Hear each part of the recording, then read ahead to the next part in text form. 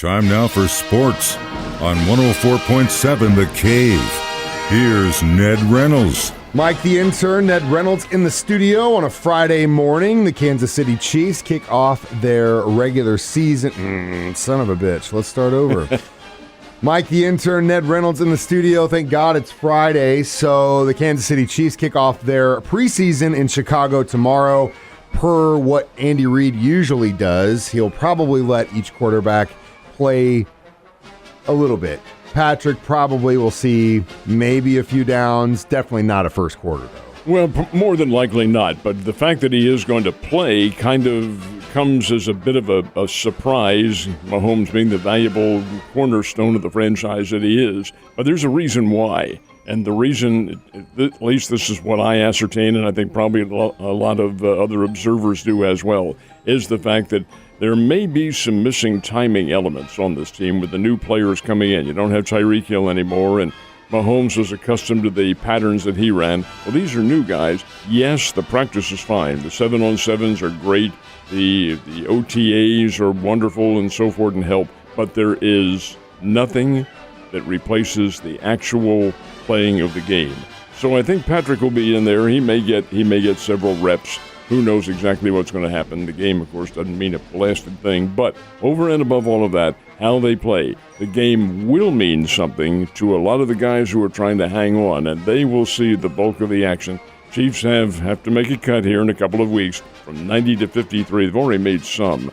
But doing that with the depth level in mind, that may take some thinking on the part of the Chiefs staff. I definitely will. I'll tell you someone else that means a lot to me, man. I'm going to watch Chiefs football tomorrow and listen to your broadcast at the same time. All right, so big news yesterday as well, and we kind of talked about this when it happened. That was a possibility. Number 6 will never be issued again in the NBA. Now, guys that have it now, they can still wear it, but once they're done with it, that's it. First time in history that's happened, too. Definitely deserved. It's Bill Russell, for heaven's sake.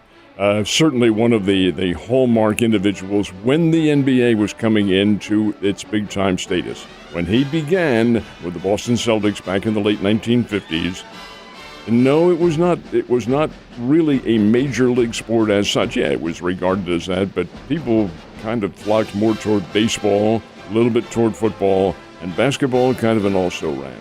Well, that's not the case now. Basketball's big, and the Bill Russells and the Bob Cousy's and the Wilt Chamberlains of the world all were responsible for that, especially Russell with the 11 championships. So, yeah, for the first time in history, his number is retired across the league. Other than the players who are wearing 6 now, nobody will ever wear number 6 again. And like I said, it's definitely due. Do you think anyone else they're going to do that for? Oh, probably not in the NBA. Michael Jordan, yes. That's the one I was going to say. Well, he's iconic. There's no question about that. But did he really bring the game into the fore? It was already there. Now, he did his share. He certainly did. But you can say the same thing for Julius Erving, and you can say the same thing for several other players. Kareem Abdul-Jabbar, Larry Bird. I mean, yeah. So and Chamberlain. Where does it stop? No one's going to have numbers anymore eventually. But Bill Russell definitely deserved it for sure, and I think everyone agrees. Speaking of retiring numbers, should the Springfield Cardinals retire the number of that record-setting first baseman? That probably won't happen. But the fact of the matter remains, Mike, that we will never, and I feel comfortable saying this, never see that again in our lifetime. That's just an astonishing achievement. Everything broke right for Chandler Redmond of the Springfield Cardinals.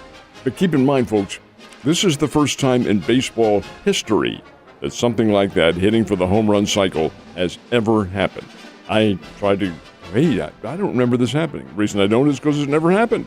And here he hits for the home run cycle that it's just so inconceivable that you can't even picture it. Home run cycle, folks, solo home run, 2-run homer, runner on base, 3-run homer, 2 on base, and a grand slam, all in the same game and all in consecutive at-bats. Consecutive at-bats just happened to be the circumstance. But hitting for a home run cycle like that, never in baseball history. It happened 2 nights ago. Chandler Redmond, 11 RBIs. That's utterly incredible. Can you imagine if someone had put money? Because, I mean, you can bet on anything in sports. right? Like how many strikeouts are going to happen in a row next, or whatever the hell you want. And it's unfathomable to think that someone would put money on, but what those odds were, what they would pay out, would just be astronomical. Well, the fact that anybody would even think of such a thing, it's never happened. That's true. Well, I guarantee you there's a slot in Vegas now with that on there. Someone wants to bet on it. Kind of started shaky in Colorado for the Cardinals, but they righted the ship on Wednesday. Did they keep that going in the right direction yesterday? No, they did not. The Colorado Rockies scored 6 runs in the 7th inning and held an 8-2 lead. Cardinals came roaring back in the 8th inning and in the 9th. Made it 8-6. And just going to throw this in as a personal note. St. Louis had the bases loaded with 2 outs in the 9th inning. Tying run at second base. Lead run at first, obviously. 8-6 is the score. Nolan Arenado is at bat. All right, Nolan Arenado is called out on strikes by what I thought was a really bad call by the umpire. Nolan Arenado turned around and walked back to the dugout. What a pro. Many guys would have stood there and jawed and thrown their bats and carried on and so forth. He did not. Turned around, headed. I thought, Arenado, I know you're disappointed, and everybody is, but the way it is, you're a pro. Handle that like a gentleman. Yeah, well, man, the officiating this year has been garbage. I know you can agree with me there. So how about the Royals? How'd they do? They continue to stick a pin in the hopes of the Chicago White Sox. I do not understand the White Sox at all. This is a team that many thought would maybe not waltz to a championship in the American League Central, but certainly get in there and get in the playoffs. And now they are even 500, 56-56, after the Royals beat them yesterday 5-3. I don't know why Tony La Russa hasn't been able to motivate this ball club. Maybe it'll happen. There's still games to go. But right now, this is a team that's just kind of scuffling along and not really feeling good about themselves. Anyway, Royals win by a score of 5-3, and the Amarillo Sod Poodles, who got buried by the Springfield Cardinals the other night, 21-4 in that epic performance by Chandler Redmond. The Sod Poodles came back to win the game last night, 6-2, holding the Springfield Cardinals to 3 hits.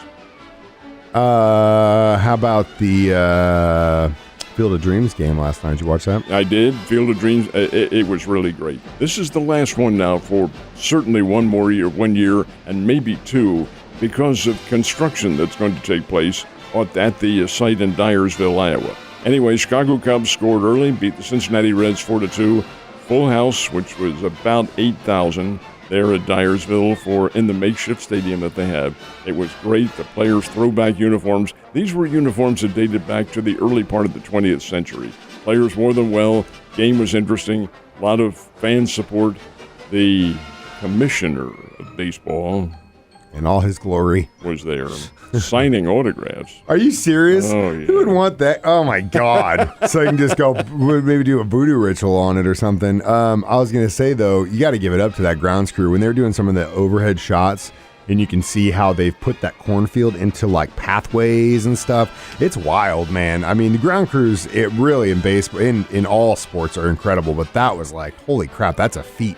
Oh, Mike, how are the ghosts supposed to get through there? I just, I figured they just walk through it because they're ghosts, but maybe you just changed my mind. All right, so best part for last. Chiefs football returns tomorrow. They're in Chicago, Soldier Field against the Bears. We should see some action. Definitely looking forward to seeing Sky Moore, what he does, Isaiah Pacheco, the Greek Freak, and some of the other guys in the defense that we picked up in the new look. When's Ned Talk start? The Ned Talk will be on at 10 o'clock, and this is the way we will operate. And Ned Talk was originally started as a Chiefs pregame show, and then when the season ends, then we move it to a regular time slot on Sunday. But now we're back prior to 2 hours, prior to the Chiefs broadcast. So tomorrow morning it'll be at 10 a.m. Next week it'll be at 1 o'clock. That's next week, because the Chiefs play at 3. But in this case, the Chiefs are playing at 12 noon at Soldier Field. This is the one road game that they have in the exhibition season. The other 2 will be at home. And we'll be on at 10.